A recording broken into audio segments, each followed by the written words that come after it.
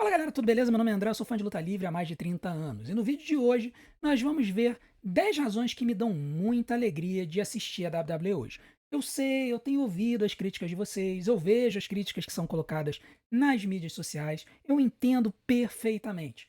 Mas a verdade é que eu consigo olhar muitas coisas boas também na programação da WWE hoje, porque eu consigo comparar com aquilo que eu já vivenciei como fã.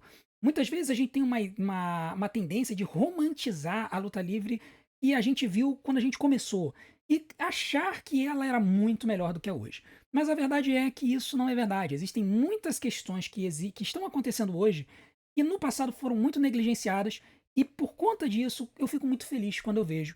Então é sobre isso que eu quero falar nesse vídeo. Eu quero trazer as minhas 10 razões pelas quais eu assisto a WWE com muita alegria hoje e que me fazem crer que as coisas irão melhorar de alguma forma ou de outra. A primeira razão é o fato das lutas terem tempo para ser desenvolvidas. Eu sou de uma era que as lutas nos programas semanais elas duravam no máximo 7 minutos, porque elas não podiam ultrapassar o intervalo, elas tinham que terminar dentro do segmento.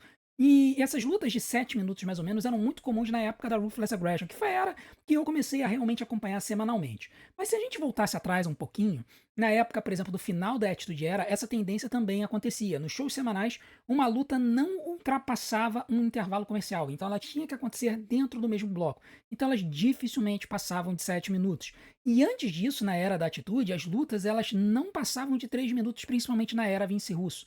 Então eram shows em que a história era muito mais privilegiada e as lutas eram meramente um acessório. E quando você é fã da luta em si e não tanto da história, isso acabava sendo um pouco sacrificado.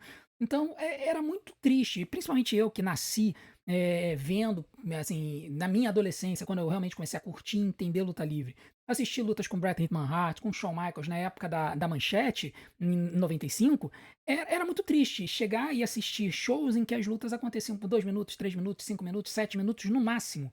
E muitas vezes com qualidade sofrível. Na época da Attitude Era, do final da Attitude Era e início da Ruthless Aggression Era, as lutas eram muito briguentas, você tinha pouca técnica. É muito mais no Monday Night Raw, no SmackDown você ainda tinha o SmackDown Six ali, que faziam lutas com muita qualidade e tudo mais. Mas a verdade é que essa não era a ênfase das lutas. Então, isso pecava um pouco. Quando a gente chega hoje, a gente vê as lutas de hoje, onde as lutas nos shows semanais, no mínimo, eles têm de 9 a 12 minutos e os main events de 14, 15 a 20 minutos. Isso me traz uma alegria porque eu vejo lutas bem estruturadas, lutas com emoção, no estilo WWE, onde a luta começa um pouco mais metódica, começa com team wrestling, começa um pouco mais lenta e depois ela vai acelerando no final. Né? Então, isso me deixa muito feliz, me deixa muito contente. Então, eu consigo enxergar isso, eu consigo valorizar isso nos shows de hoje. A segunda coisa que eu valorizo muito e que me deixa muito alegre quando eu vejo a WWE hoje é a valorização dos campeões principais. Assim, muita gente critica o fato de que os campeões principais, eles não aparecem para lutar todos os shows. Eles acham que o campeão ele deveria lutar em todos os shows. E assim, por mais que eu entenda que o campeão deva aparecer realmente durante os shows para alavancar histórias e tudo mais, você botar o campeão lutando o tempo todo, às vezes é ruim. Principalmente porque quando o campeão luta o tempo todo, defendendo o campeonato mundial, geralmente a luta vai terminar de uma forma esquisita, ou com count-out, ou com desclassificação. E isso fica óbvio. O campeão vai lutar, você já sabe que a luta não vai terminar, você já sabe que a luta vai terminar com uma desclassificação. E isso é ruim. A imprevisibilidade também é boa. E quando você tem uma situação em que dificilmente você tem lutas por campeonatos principais nos shows semanais, quando elas acontecem, você valoriza muito mais. Você chega e fala: caramba, vai ter uma luta, quem sabe? De repente vai trocar o título. Né? E quando você tem pelo menos o cara participando, porque também não pode ser que nem na era do Roman Reigns, ali em 2022, 2023, que o cara não aparecia nos shows, né? O cara tinha os dois títulos, não aparecia nos shows semanais. A WWE, durante um tempo, elevou o Campeonato Intercontinental e o dos Estados Unidos para o main event dos dois shows. Os campeões dos títulos secundários, eles faziam constantemente o main event dos shows. E depois chegou uma situação tão ridícula que eles tiveram que recriar o Campeonato Mundial Peso Pesado para ter um campeão mundial no show que não era do Roman Reigns. Então, se você tem um camarada que aparece sempre, mas não necessariamente luta, ele luta nos especiais, nos pay-per-views, Eu particularmente valorizo muito isso, porque você sabe que você vai ver ele no momento certo, no momento especial, numa luta que vai fazer sentido, numa história que foi construída ao longo do tempo. Às vezes, na era da Atitude, você tinha lutas muito jogadas, às vezes você via a mesma luta diversas vezes, sempre com final de desclassificação, count-out, muita interferência e tal. Isso acabava ficando um pouco enjoativo, pelo menos na minha opinião. Talvez hoje a gente não tenha o costume de ver isso, quando a gente vê uma luta assim, muito espalhafatosa e tal, a gente fique embasbacado. Mas quando a gente vê isso o tempo todo, isso acaba sendo ruim. Isso acontecia muito na era da Atitude e na era da Ruthless Aggression um pouco. Então, eu particularmente gosto desses títulos valorizados. Os campeões aparecem nos shows, dão as suas promos, eles fazem embates, mas as lutas pelos campeonatos, elas ficam nos especiais, elas ficam para os momentos especiais. A terceira coisa que eu valorizo muito, eu gosto muito nos shows atuais, é que os campeonatos secundários possuem campeões relevantes e estabelecidos. Eu sou de uma era e os campeonatos secundários, durante muito tempo, não sempre, mas durante muito tempo, eles foram tratados como meros próprios, foram tratados como coisas que um lutador carregava pro ringue. O cara não defendia o título, ou o cara defendia o título, mas assim, era sempre contra a mesma pessoa, lutas que acabavam em desclassificação. O cara, assim, muitas vezes eram títulos que não possuíam valor, eram dados para lutadores que nem deveriam ter aqueles títulos, não foram estabelecidos. Por exemplo, não precisa ir muito longe, na era da Ruthless Aggression a gente teve a situação do Santino Marella, que era um lutador que estava estreando na WWE, derrotar o Maga graças à ajuda do Bob Lashley, ok, mas ele estava chegando na WWE e na sua estreia ele ganhou o Campeonato Intercontinental. Então, assim, os títulos muitas vezes eram tratados como algo banal, e a gente vê hoje em dia esses títulos estabelecidos, com lutadores que têm sentido de estarem ali, são lutadores que estão sendo preparados para algo melhor. A gente viu isso com o Bron Breakker no Campeonato Intercontinental. Antes do Bron Breakker, a gente viu isso com o Gunther, que foi preparado durante seu reinado como campeão intercontinental para chegar onde ele chegou como campeão mundial. A gente tá vendo isso agora com o Dominic Mysterio no Campeonato Intercontinental e com o Jacob Fatu no Campeonato dos Estados Unidos. Dois lutadores que estão sendo preparados para alçarem outros voos. Essa é a função dos campeonatos secundários. E quando a gente vê eles sendo utilizados nesse sentido, e aí sim, esses campeonatos sendo defendidos todos os shows, ou pelo menos deveria, né? No caso do Campeonato Intercontinental, um pouco menos, não tem acontecido tanto, mas assim, ver os campeões aparecendo, lutando, participando dos shows, isso acaba sendo muito legal, isso traz uma valorização para o cinturão. Às vezes a gente precisa perceber isso, perceber que não é o show não é apenas feito pelos campeonatos principais. Você também tem toda uma estrutura por trás de histórias, de personagens que são elevados e isso é muito legal. A quarta razão pela qual eu aprecio a WWE hoje, a quarta razão que me dá alegria na WWE hoje, é que as histórias possuem uma construção metódica e pensada. E aqui eu entendo cada um de vocês que reclama que as histórias são repetitivas. Existe uma diferença entre uma história repetitiva e uma história que está sendo construída de forma metódica. Muita gente reclama que as histórias da WWE não estão tendo fim. Mas a verdade é que algumas das histórias que a gente vê hoje, elas estão sendo construídas, sendo pensadas a longo prazo. Eu vou dar um exemplo para vocês. Uma história que me incomoda muito até hoje foi a história do Randy Orton sendo expulso da Evolution. Por quê? Porque ela veio sem sentido nenhum. O Randy Orton se tornou campeão mundial no SummerSlam, né, vencendo o Chris Benoit em 2004. E aí no show seguinte, sem nenhum aviso, sem nenhuma build, sem nenhuma situação assim que desse a entender que isso poderia acontecer, o Randy Orton foi atacado pelo Triple H e pelo Batista e foi expulso, né, da Evolution. E destruiu a Evolution do nada. Pra mim, aquilo poderia ter sido construído com o tempo, deixando o Randy Orton ficar com o cinturão um pouco, fazendo com que a inveja do Triple H fosse gradativamente aparecendo. Algo como a gente tem visto hoje em dia, com o Finn Balor invejando o fato de como Dominic é o campeão intercontinental.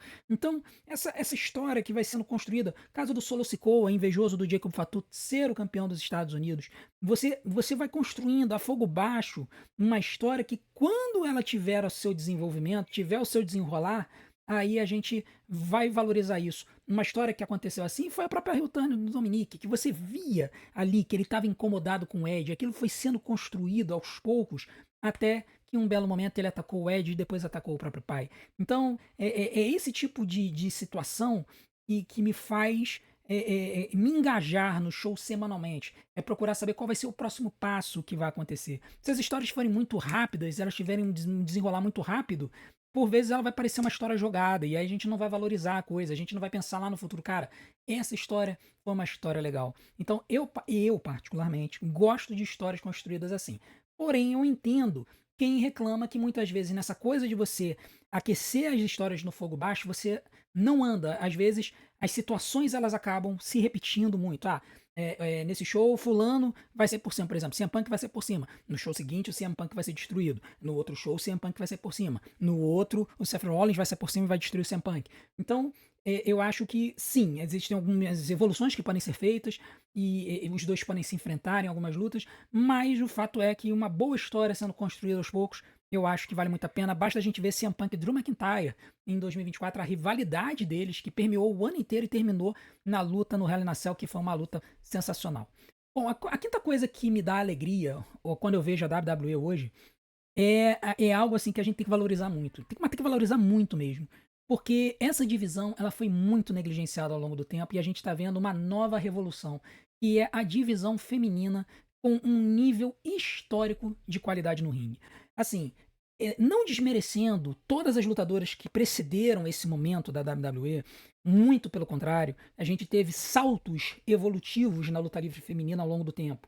A gente teve o salto da Trish Stratus e da Lita, depois o salto da AJ Lee, da Paige, da Beth Phoenix, depois o salto das Four Horsewomen, e agora a gente tem visto um novo salto evolutivo com lutadoras que são atletas, que vêm muitas vezes do cenário dos esportes americanos colegiais e trazem essa qualidade de atletas para a luta livre e transformam isso em algo incrível. Então você vê atletas como Tiffany Stratton, que veio da ginástica, a própria Charlotte, um pouco anterior, mas que veio do vôlei, que tem uma capacidade de salto muito grande, Bianca Belair, que veio do atletismo.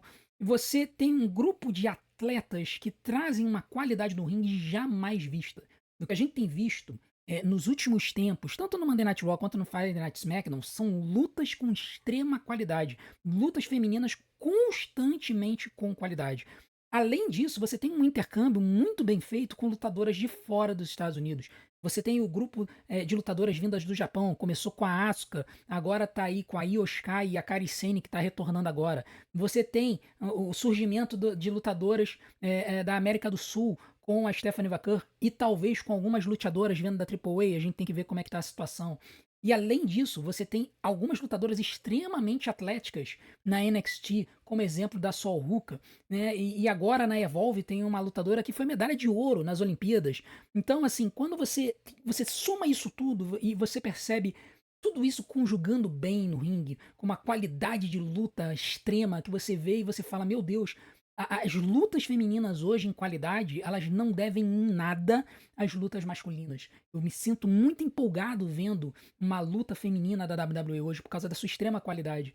E cada vez mais vai vindo mais gente. Agora vai vir a Mariah May para acrescentar ainda mais. Então, assim, o cenário da divisão feminina, ela tá com um futuro brilhante e eu fico muito feliz porque eu venho de uma era em que a luta livre feminina era basicamente luta de biquíni, de roupa de baixo, lutas assim totalmente sensualizadas, uma exposição das mulheres, storylines horrendas do corpo de lutadoras femininas. Então, assim, ver as lutadoras valorizadas e apresentando a sua qualidade no ringue me deixa muito feliz. Em conjunto com isso, né, a sexta coisa que me traz uma alegria na WWE hoje é a criação dos títulos secundários femininos.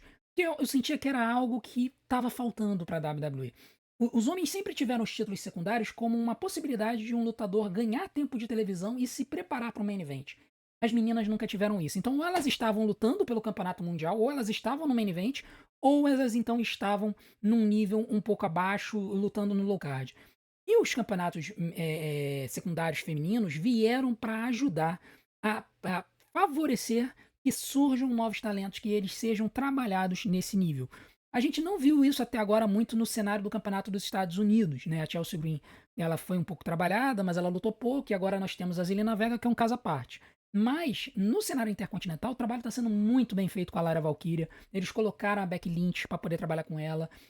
Podemos ter a Bayley em breve voltando para se inserir nesse cenário também. Então, a gente tem visto, a Lyra sendo devidamente trabalhada para poder crescer no card, e isso está acontecendo porque ela tem o campeonato intercontinental na cintura dela, ela tem essa pecha, essa aura de ser a campeã intercontinental. E isso está sendo muito bem trabalhado e eu particularmente tenho gostado muito disso. Ela, poxa, ela tá o tempo todo fazendo melhoras nos promos dela e ela no ringue ela é muito boa. Então, eh, o campeonato intercontinental está sendo muito bom para Lyra. E eu acho que vai ser muito bom para outras lutadoras que venham a ascender no card. E além disso tudo, além de você ter uma divisão feminina com um nível histórico de qualidade e um título secundário que dê mais oportunidades para para elas, a valorização da luta livre feminina também é algo que me alegra muito. E é a sétima razão pela qual eu fico muito feliz com a WWE hoje. Porque a gente tem constantemente visto shows semanais com main events femininos. Isso não era comum na era da Atitude. Na verdade, na era da Atitude não existia isso. O primeiro main event feminino da WWE, se não me engano, foi a luta em que a Lita ganhou o campeonato feminino da Stephanie McMahon, um Raw perdido lá no ano 2000. Então, assim, nós tivemos uma evolução da forma como a WWE enxerga as lutadoras, as superestrelas, como o pessoal da dublagem brasileira gosta de falar.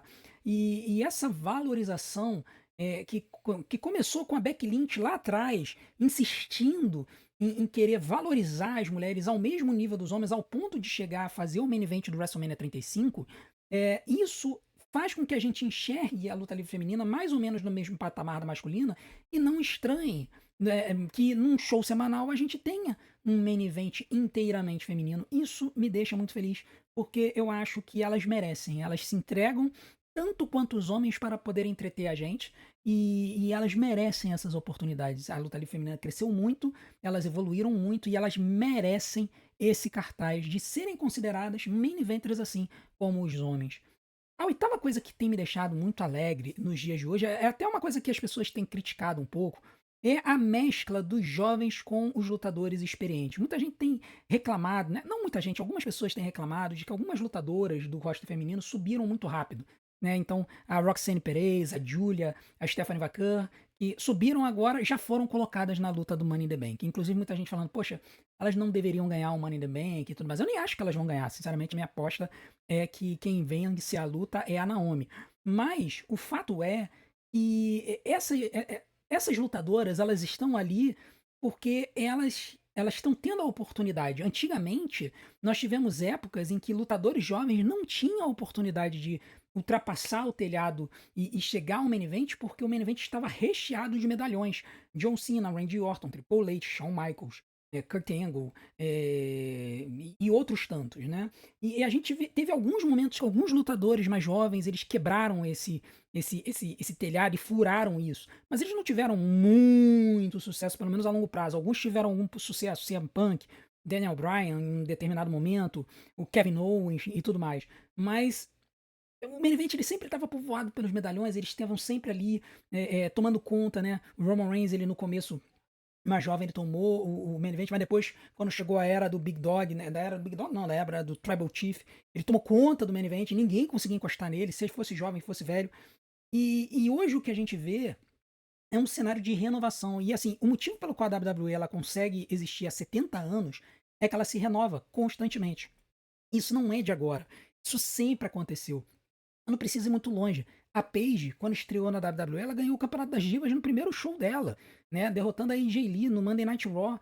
Então, assim, houveram situações em que nós tivemos essa renovação no passado e isso garantiu uma continuidade dos shows até hoje. E eu acho isso muito positivo. É claro que eu não acho que assim os shows devem ser completamente entregues aos mais jovens. Ah, não. Então agora vamos tirar os medalhões, os caras que já foram campeões mundiais, eles nunca mais vão tocar num campeonato mundial e os jovens é que vão tomar conta. Então a gente vai tirar o Seth Rollins, o Roman Reigns, a gente vai tirar o AJ Styles, o Drew McIntyre, e a gente só vai dar pra garotada, né? Os títulos, né?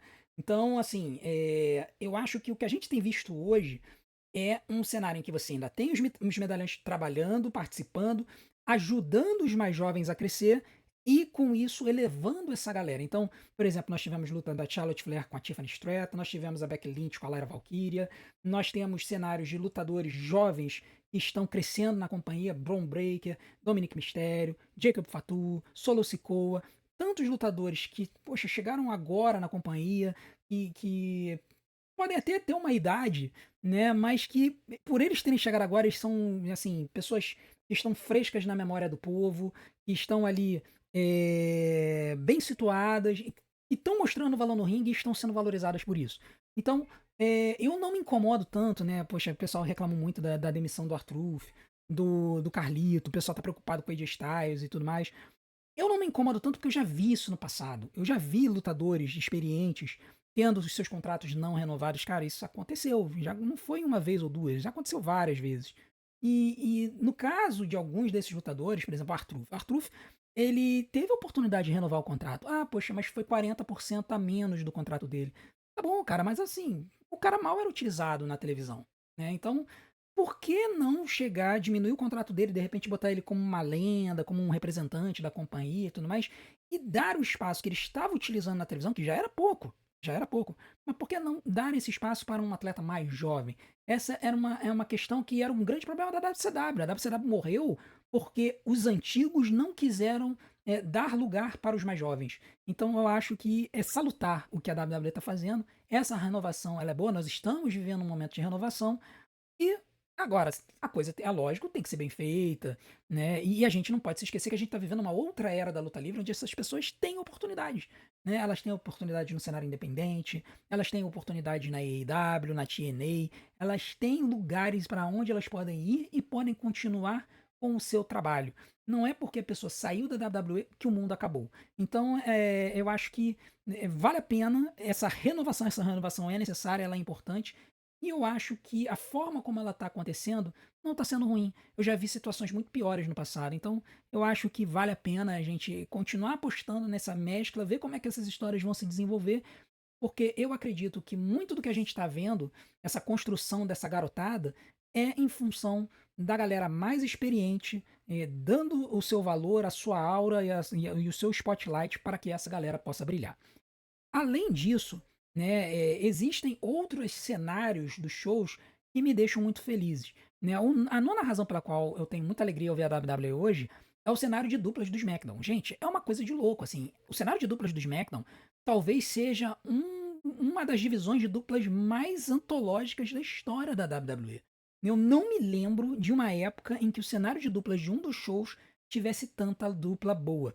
Se eu for voltar assim no passado, eu me lembro, por exemplo, da época da Attitude Era, do final da Attitude Era, quando nós tínhamos lutando constantemente os Hardy Boys, os Dudley Boys e o Edge and Christian. Eram três duplas que ficavam lutando uma com a outra, fazia a luta de simples, aí fazia a luta de triple threat, aí fazia a luta de uma dupla contra a outra e tudo mais. Eles ficavam se alternando na disputa dos títulos de duplas. De vez em quando entrava uma IP, assim, muito raramente, de vez em quando entrava um Right to Censor, mas na maioria das vezes eram essas três duplas que estavam ali o tempo todo se enfrentando. Quando a gente passa um pouquinho e vai pra Ruthless Aggression Era, tiveram os SmackDown Six, que era Rey Mysterio, Kurt Angle, nós tivemos Edge e Christian. Edge e Christian eles foram separados depois de um tempinho, mas nós tínhamos o Edge, nós tínhamos o Chave Guerreiro, nós tínhamos o Eric Guerreiro, nós tínhamos uma galera, tínhamos o Inominável, né? Essa galera, eles faziam duplas entre si e eles carregaram o SmackDown durante a Ruthless Aggression Era. O John Cena não era ninguém nessa época. Então, assim, na história, os cenários de duplas da WWE geralmente tinham três duplas, quatro no máximo, estourando, competindo. E depois a gente teve tempos muito tenebrosos nos cenários de duplas, porque o Vince não acreditava nas duplas, ele nunca acreditou. Então, quando a gente vê o cenário de duplas que a gente tem hoje no SmackDown, com DIY, Morocini Machine Guns, Fraction, Street Profits, agora você tem o White Six, a gente teve Pretty Deadly e Los Garza, que eu acho que eles vão ser jogados pro Monday Night Raw. Cara, é tanta dupla boa, trabalhando junto, lutando e dando luta 4 estrelas quase que todo show. Cara, isso me deixa muito feliz. É uma coisa que era muito legal, que a WWE deixou de investir porque o Vince McMahon nunca gostou de luta de duplas. E aí agora, com o Triple H, a gente tá vendo um renascer desse cenário de duplas. Agora, é claro, no SmackDown tá sendo valorizado, no Monday Night Raw tá uma desgraça. Por isso que eu acredito que o Pretty Deadly e os Los Garza vão ser deslocados para o Monday Night Raw para poder alavancar um pouco aquele cenário de duplas ali. E eu acho que em breve o Ranking Tank da NXT vai subir e vai para esse cenário também. Então, eu acho que a gente vai ter uma divisão muito clara, né, de duplas mais fortes e com gimmicks mais sólidos no Raw e duplas que são conhecidas pelo atleticismo mais no SmackDown. O que vai ser muito bom, né? Vai ter duas divisões de duplas com dois estilos diferentes, trazendo entretenimento para nós o tempo todo. Então, eu acho isso muito legal. E uma última coisa que tem me dado muita alegria na WWE hoje é o uso moderado e bem sucedido das stables. Eu sou de uma época que ou as stables eram um bando de lutador que não estava fazendo nada, sendo colocado junto por motivo nenhum, ou você tinha uma época que só tinha stable. Por exemplo, na Attitude Era, cara, todo mundo fazia parte de um stable. Você tinha DX, você tinha Nation of Domination, você tinha Ministry of Darkness, você tinha a Corporação, você tinha o Disciples of Apocalypse, você tinha os Oddities, você tinha. Cara, era tanta stable que, assim, praticamente você tinha que participar de uma stable para você aparecer no show. Você tinha Truth Commission, você tinha. Caraca, era muita coisa, era muita coisa. E aí, quando você vai pra Ruthless Aggression Era, você tem alguns stables, não muito, porque nessa época o Vince não valorizou muito os stables, mas você teve Evolution, que fez até algum sentido. Mas você tinha umas stables que, assim, cara, era só um bando de gente jogada junto com um fio arremedado, emendado e remendado de história. Por exemplo, os Americans, que era o Christian, o Test e o Lance Storm. E o único motivo pelo qual eles foram colocados juntos é porque eles eram canadenses. E aí eles tinham aquela história que eles vinham com a bandeira dos Estados Unidos virada de cabeça para baixo, tentando emular um pouco a história da Heart Foundation de 97, em que a Heart Foundation era face em qualquer lugar do mundo, menos nos Estados Unidos. Nos Estados Unidos eles eram rios. Então, assim, durante muito tempo, ou você não tinha stable, ou todo mundo fazia parte de uma stable, de uma facção. Hoje em dia nós temos um uso moderado e que tem sentido. Hoje nós temos duas stables principais na WWE, três agora, né? Porque tem a White Six que surgiu agora, mas ressurgiu, né, no caso. Mas nós temos a Judgment Day e a Dangerous Alliance no Monday Night Raw. Dangerous Alliance é o nome que eu estou dando pessoalmente para a aliança do Paul Heyman, porque era o nome da aliança dele na época da WCW. Tá? Como a aliança não tem nome, eu estou dando o nome de Dangerous Alliance. E o Judgment Day, que já teve idas e vindas, né? Tem várias histórias, né? Teve gente que saiu, teve gente que entrou, mas eles foram tentando dar um sentido para a coisa e foram trazendo conflitos internos que vão sendo interessantes. Hoje a gente está com essa história de que a verdadeira líder da Judgment Day é a Liv Morgan, mexendo os pauzinhos por trás de todo mundo, e aí o Finn Balor, percebendo isso, se incomodando com isso, traz a Roxanne Perez para quebrar a influência da Liv Morgan, tentar quebrar a influência dela perante o Dominic Mysterio, e aí mexendo nisso, pensando no cenário do campeonato intercontinental. Então você tem tantas nuances, tantas camadas nessa história que acaba se tornando interessante. Aí você vai para Dangerous Alliance. No começo era o Seth Rollins, que teve o Paul Heyman traindo o CM Punk e o Roman Reigns. Aí depois vem o Braun Breaker. Depois agora veio o Bronson Reed. E aí a gente olha e a gente pensa assim, cara, ainda cabe mais um lutador aí. De repente pode vir um Grayson Waller. De repente pode vir um Austin Theory. De repente pode vir um Ethan Page. Então a gente começa a ficar procurando, cara, ainda cabe mais um. E aí isso vai permeando a nossa cabeça. A gente fica pensando, cara, e essa história ainda vai evoluir. Isso é legal. Quando você tem stables que tem uma história, que tem um sentido e que essa história ela vai sendo trabalhada em etapas e tal, isso é muito interessante, isso é muito legal e isso me alegra muito na WWE. Então, quando eu penso em tudo isso, todas essas razões que eu falei para vocês, isso me traz um desejo muito grande de continuar acompanhando a WWE. Lógico que eu vou ter as minhas tristezas, as minhas indignações pessoais. Vocês sabem com quanto que eu sou fã do Drew McIntyre e o quanto me irrita o fato de que ele não é empurrado pela companhia, o quanto que me irritou ele perder praticamente todas as lutas do ano passado, essa gimmick horrorosa dele, de que ele perdia o tempo todo, esse chorão que ele se tornou.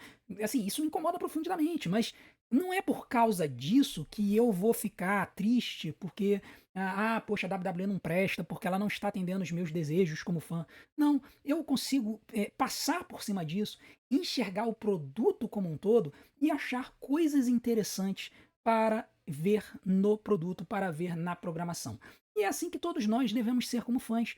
Então, quando você observar o show, se você tem algumas coisas que estão incomodando você, procure aquelas coisas que te agradam, procure aquelas coisas que te acrescentam, procure aquelas coisas que vão fazer com que você fique feliz e satisfeito com o que está acontecendo. Por quê? Porque isso vai trazer a você a vontade de chegar na semana seguinte e você assistir o show de novo.